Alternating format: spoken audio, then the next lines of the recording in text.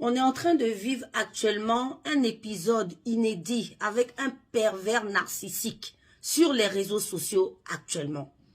Un pervers narcissique, oui, qui est un blogueur et qui a vu sa vie étalée sur les réseaux sociaux actuellement où je vous parle.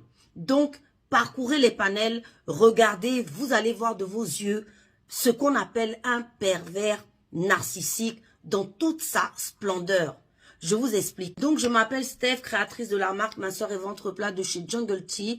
Donc, si tu as besoin de perdre du poids ou du ventre, va choper sur le lien, il est en bio. Fondatrice de Beauty Booster Institut, produits cheveux. Si tu as besoin d'avoir des cheveux comme moi, une roufa comme moi, ou des produits capillaires, va choper sur beauty-booster-institut.com. Bon, mesdames, messieurs, actuellement, on a affaire à un cas de perversion narcissique.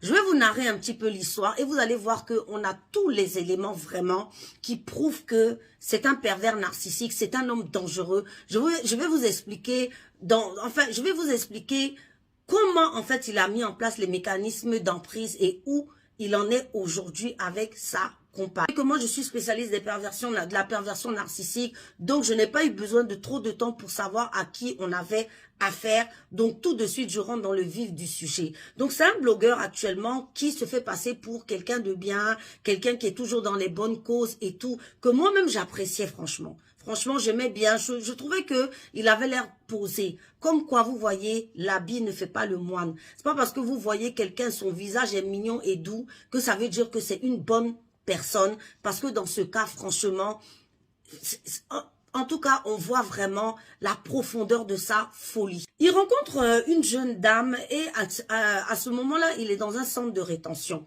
Centre de rétention, vous savez, pour les immigrés, etc. Donc, sans papier, sans documents. Quand il rencontre cette femme, comme d'habitude, parce que les pervers narcissiques, souvent même les plus mauvais, vous les prenez toujours, c'est-à-dire au plus bas de l'échelle quand ils n'ont rien. Bien évidemment, parce que comme ce sont des pervers narcissiques, la vie s'est occupée d'eux. La nature s'est occupée de leur, a tout arraché. Et c'est vous, les femmes lumineuses, remplies de vie, qui allez les relever et les faire sortir des ténèbres. En tout cas, ici, c'est encore le cas.